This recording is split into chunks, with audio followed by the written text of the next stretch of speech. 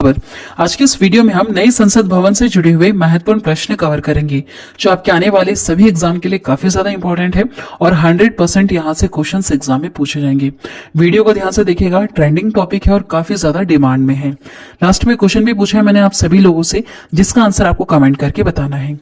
शुरू करते हैं फर्स्ट क्वेश्चन से। भारत के नई संसद भवन का उद्घाटन कब किया गया?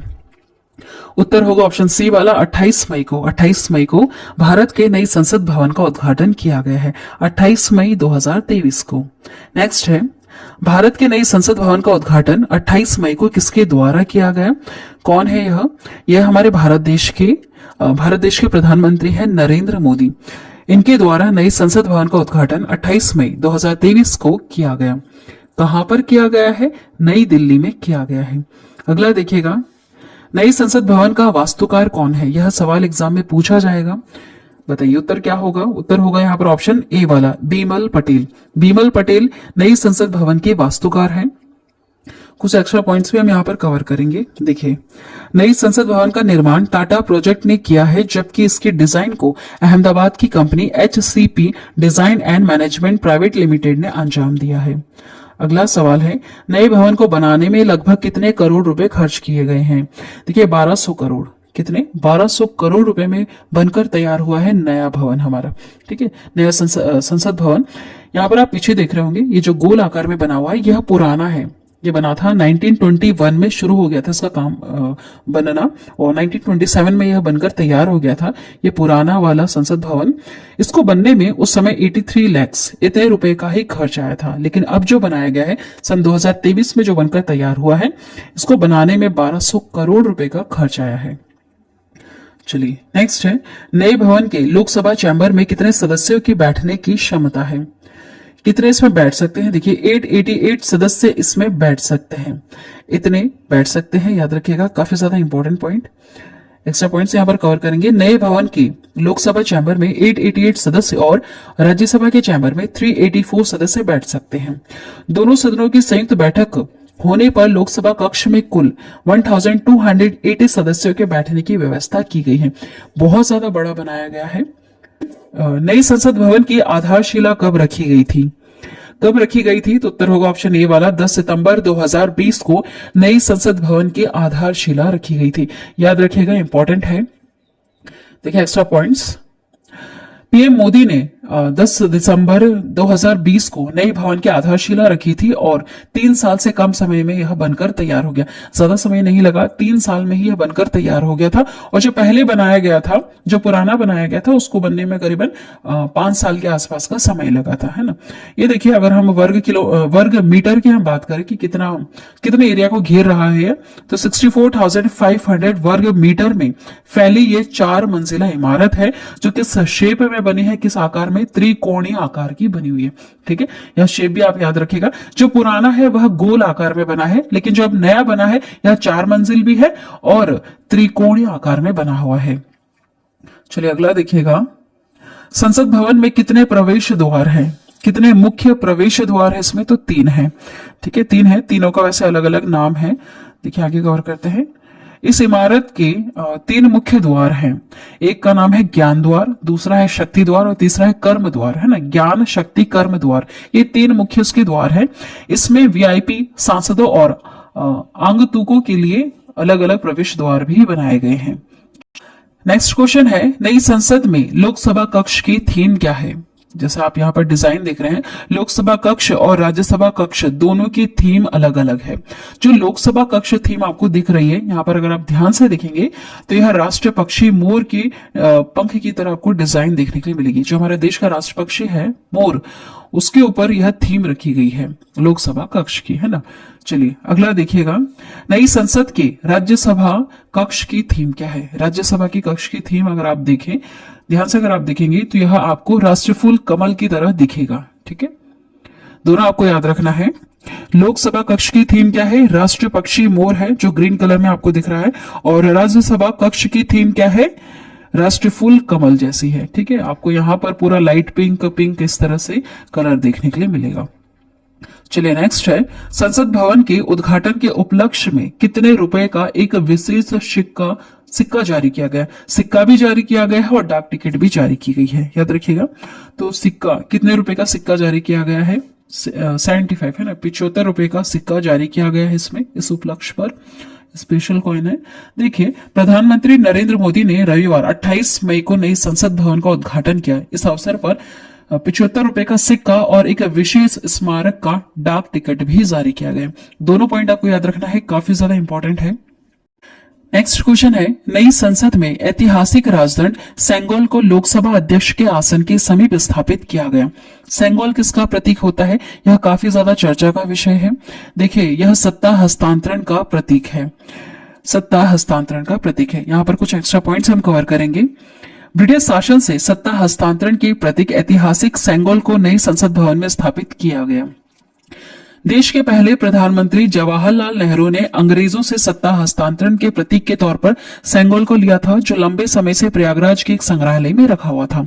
सेंगोल एक ऐसा राजदंड है जिसे सत्ता पर अधिकार के प्रतीक के रूप में जाना जाता है। देखिए, जो देश के पहले प्रधानमंत्री हमारे पंडित जवाहरलाल नेहरू जी, जब उनको पता चला कि इस तरह की कोई प्रथा पहले के राजा महाराजा चलाया करते थे, जैसे चोल राजा थे ना, सम्राट वगैरह था, तब इस तरह की कोई प्रथा चला करती थी।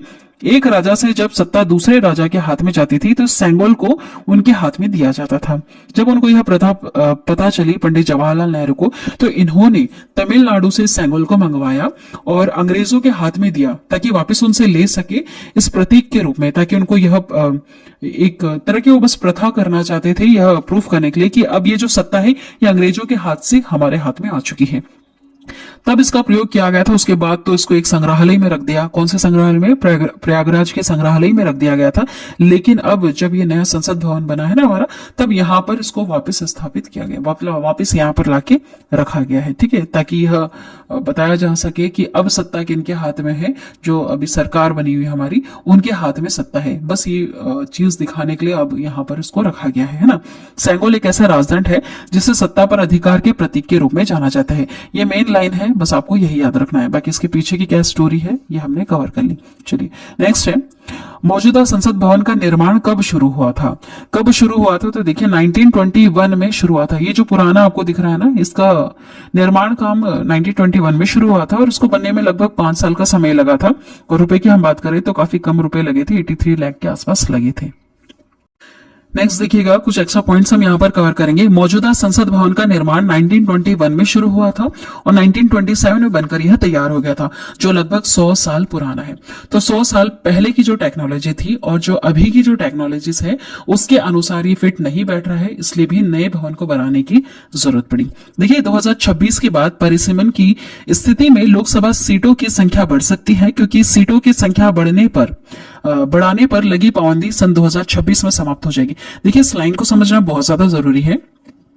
अभी जो सीटें हमारे पास चल रही है, लोकसभा की जो सीटें हैं, राज्यसभा की जो सीटें हैं, ये पहले के अनुसार चल रही है। पहले की जो जनसंख्या थी उनके कैलकुलेशन के आधार पर ही चल रही है। लेकिन सन 2026 तक एक डेडलाइन दे रखी है कि उसके बाद जो पॉपुलेशन होगी, हमारे देश की जो पॉपुलेशन होगी ना, उसके अनुसार लोकसभा की सीटें और राज्यसभा की सीटें तय करेंगे। तो वहां पर सीटें बढ़ने की चांसेस है, वो तो बढ़ना ही है क्योंकि पॉपुलेशन काफी ज्यादा बढ़ चुकी है। उसके अनुसार लोकसभा की सीटें भी काफी ज्यादा बढ़ेंगी, राज्यसभा की सीटें भी बढ़ेंगी। तो जो पुराना जो बना हुआ है, जो 100 साल पुराना संसद भवन है, उसमें सीटें उतनी नहीं है, इसलिए जो अब बनाया गया है उसमें सीटें भी काफी ज्यादा बढ़ा दी गई हैं। ठीक है, चलिए नेक्स्ट देखिएगा, भारतीय संसद के कितने सदन हैं? भारतीय संसद जो हमारी है उसके कितने सदन है? 2 सदन है, एक है लोकसभा और दूसरा है राज्यसभा। इसके 2 महत्वपूर्ण सदन होते हैं, याद रखिएगा। नेक्स्ट है, संसद का लोकप्रिय सदन कौन सा है? लोकप्रिय से आप यहां याद रखिएगा, लोक यहां पर भी लिखा है और लोकसभा में भी लोक लिखा है, इस तरह से आप याद कर सकते हैं। यह क्वेश्चन कई बार एग्जाम में आया है, इसलिए आप इस तरह की ट्रिक लगा सकते हैं ना। संसद का लोकप्रिय सदन कौन सा है? लोकसभा है। नेक्स्ट है, संसद के किस सदन को प्रतिनिधि सभा भी कहा जाता है? इसके बहुत सारे नाम है। लोकसभा जो है ना, इसके बहुत सारे नाम होते हैं, सारे नाम आपको याद रखना है। लोकप्रिय सदन है, प्रतिनिधि सभा है, निम्न सदन है। चलिए आगे बढ़ते हैं। संसद का स्थायी सदन कौन सा होता है? स्थायी सदन कौन सा है? राज्यसभा है, जिसे भंग नहीं किया जा सकता है, विघटित नहीं किया जा सकता है, इसलिए इसे कहते हैं स्थायी सदन। राज्यसभा को क्या कहते हैं? स्थायी सदन कहते हैं, याद रखिएगा। नेक्स्ट देखिएगा, भारतीय संसद में शामिल है। भारतीय संसद में कौन कौन शामिल होते हैं? देखिए, भारतीय संसद के 3 अंग होते हैं, लोकसभा, राज्यसभा और राष्ट्रपति। 3 अंग है, लेकिन 2 सदन है। सदन कौन से हैं? लोकसभा और राज्यसभा, 2 उसके सदन होते हैं। ठीक है, चलिए नेक्स्ट है, भारतीय संविधान के किस अनुच्छेद में कहा गया है कि संघ के लिए एक संसद होगी जो राष्ट्रपति और 2 सदनों से मिलकर बनेगी? यह किस अनुच्छेद में कहा गया है? अनुच्छेद 79 में कहा गया है, याद रखिएगा। नेक्स्ट क्वेश्चन है, भारतीय संसद के कितने अंग हैं? बताइए, अभी हमने कवर किया कितने अंग हैं। इसके 3 अंग हैं, कौन कौन से? लोकसभा, राज्यसभा और देश के राष्ट्रपति। नेक्स्ट देखिएगा, संसद का निम्न और उच्च सदन कौन सा है? निम्न अभी हमने देखा, निम्न होता है लोकसभा, है ना, और उच्च सदन होता है राज्यसभा। याद रखिएगा, काफी ज्यादा इंपॉर्टेंट है। कई बार ऐसे सिंगल क्वेश्चंस पे पूछे जाते हैं कि निम्न सदन किसे कहा जाता है और उच्च सदन किसे कहा जाता है। उच्च सदन होता है राज्यसभा और निम्न होता है लोकसभा। लोकसभा के और नाम अभी हमने देखे, कौन कौन सा? प्रतिनिधि सभा भी कहा जाता है और लोकप्रिय सभा भी कहा जाता है ना, लोकप्रिय सदन भी है यह। नेक्स्ट क्वेश्चन है, संसद के 2 क्षेत्रों के बीच अधिकतम कितना अंतराल दिया जा सकता है? सही उत्तर होगा यहां पर ऑप्शन सी वाला, 6 महीने का। ठीक है, 6 महीने का अंतराल 2 क्षेत्रों के बीच में दिया जा सकता है। अगला है, संसद के कितने सत्र होते हैं? याद रखिएगा, संसद की बजट सत्र, मानसून सत्र, शीतकालीन सत्र, ये सभी इसके सत्र हैं। ठीक है, कितने सत्र हैं? सभी हैं इसके, बजट सत्र भी है, मानसून सत्र भी है और शीतकालीन सत्र भी है। अगला है, लोकसभा व राज्यसभा की संयुक्त बैठक कब की जाती है? जब लोकसभा एवं राज्यसभा में मतभेद हो जाता है तब दोनों की संयुक्त बैठक की जाती है। अगला है, स्वतंत्र भारत के संसदीय इतिहास में अभी तक कितने बार संयुक्त बैठक या संयुक्त अधिवेशन बुलाया गया है? कितनी बार? तो ऐसा 3 बार ही हुआ है कि संयुक्त बैठक इनकी बुलाई जा सके। ठीक है, नेक्स्ट है, संसद के दोनों सदनों के संयुक्त अधिवेशन की अध्यक्षता कौन करता है? अगर बुलाया जाता है इस तरह से दोनों को एक साथ, तो इसकी अध्यक्षता कौन करते हैं? लोकसभा के अध्यक्ष इसकी अध्यक्षता करते हैं। अगला सवाल है, भारत की संचित निधि से धन निर्गम पर किसका नियंत्रण होता है? हमारी जो देश की संसद है उसका नियंत्रण होता है भारत की संचित निधि से धन निर्गम का। ठीक है, चलिए अगला सवाल देखिएगा जो आप सभी लोगों के लिए है, जिसका उत्तर अभी आपको कमेंट करना है। क्वेश्चन है, निम्नलिखित में से कौन सी एक सबसे बड़ी संसदीय समिति है? इसमें से कौन सी है आपको कमेंट करके बताना है। चलिए आज की वीडियो में इतना ही। जो नया भारतीय संसद बना है उसके बारे में हमने सारे क्वेश्चंस कवर कर लिए जो काफी ज्यादा इंपॉर्टेंट है और 100% क्वेश्चन यहाँ से पूछे जाएंगे। वीडियो अगर पसंद आई है तो चैनल को अभी सब्सक्राइब करना, बेल नोटिफिकेशन आइकन पे ऑल प्रेस जरूर कर देना। Thank you.